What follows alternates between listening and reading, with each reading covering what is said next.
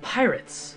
The very word conjures up images of flamboyant captains and of seafaring treasure hunters, scouring the globe for gold and for glory.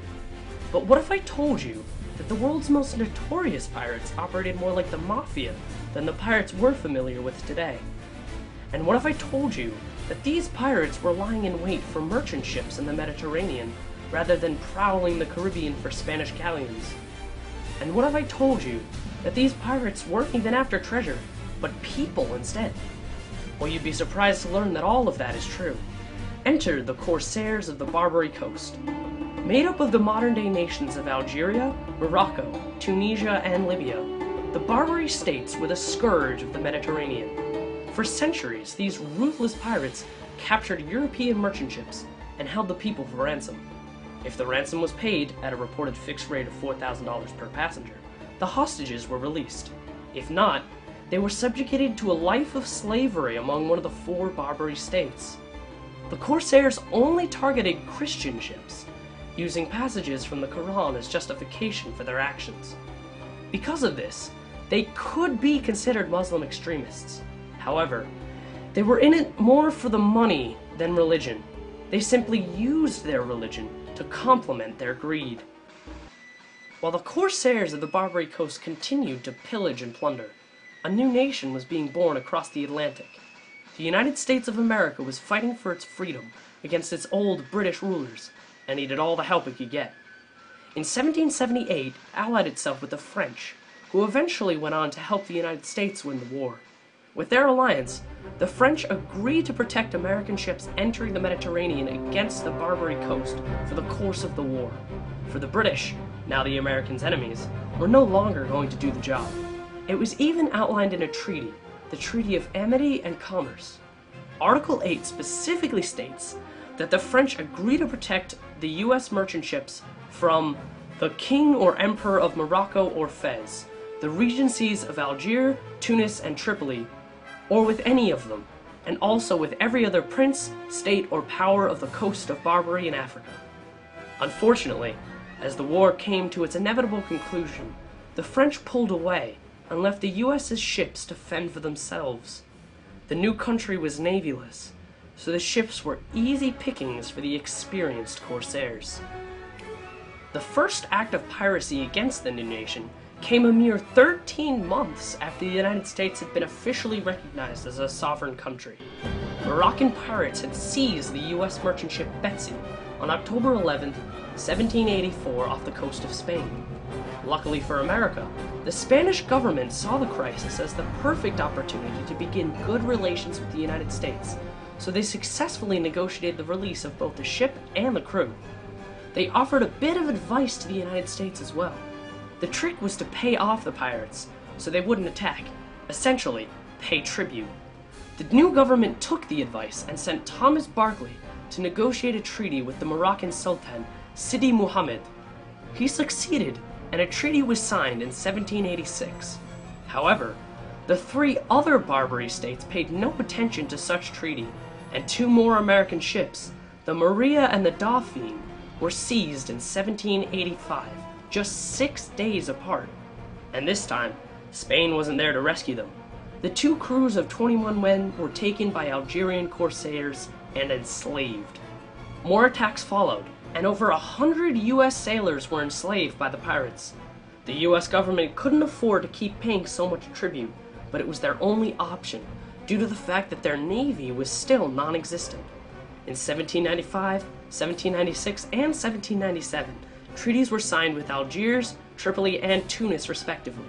It wasn't enough to stop the attacks, however, and the U.S. continued to pour more and more money into tribute. In 1794 alone, over $1 million were paid to the Barbary states. By 1800, tribute to the pirates consumed 20% of the federal government's annual revenue. By today's standards, that's around $560 billion paid in tribute. Treaties were obviously not the answer. Thomas Jefferson, while in France, had predicted this. He frequently spoke out against the tribute and stated that it only encouraged the corsairs to continue assaulting U.S. ships. In a letter to Thomas Barclay in 1791, Jefferson wrote that he would prefer war in all cases to tribute under any form and to any people. When he ascended the presidency, he put this attitude into action. When the Pasha of Tripoli, Yusuf Koramanli, approached Jefferson asking for $225,000 in tribute in May of 1801, Jefferson refused. Outraged, Yusuf had the flagpole of the U.S. consulate in Tripoli cut. This tradition was Tripoli's official way of declaring war. In response, Jefferson sent the 6 ships of the U.S. Navy created by Adams in 1794 to Tripoli with orders to protect our commerce against the threatened attack. Once the ships arrived, they quickly achieved their first victory. The USS Enterprise was able to defeat the Corsair ship at Tripoli in pitched battle on August 1st. The ship soon set up patrols and remained unchallenged at sea for over a year. Disaster struck in October of 1803, however, when the USS Philadelphia was captured by the Corsairs and used as a gun battery. In a daring act, Lieutenant Stephen Decatur and a small force of U.S. Marines were able to board the captured ship, overpower the guards in hand-to-hand combat, and set fire to the USS Philadelphia, denying it use to the enemy. Famous British Admiral Horatio Nelson called it the most bold and daring act of the age. Multiple attacks on Tripoli were inconclusive at best, and it wasn't until 1805 that the turning point came. A small land force of 500 U.S. Marines and mercenaries were able to capture the Tripolitan city of Derna.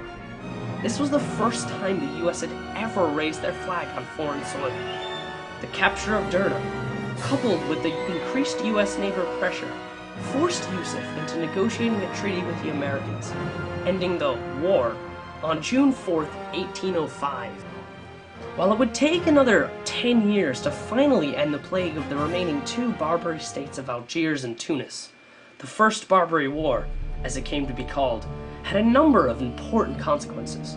For one, it established the U.S. Navy and the U.S. Marines as capable fighting forces.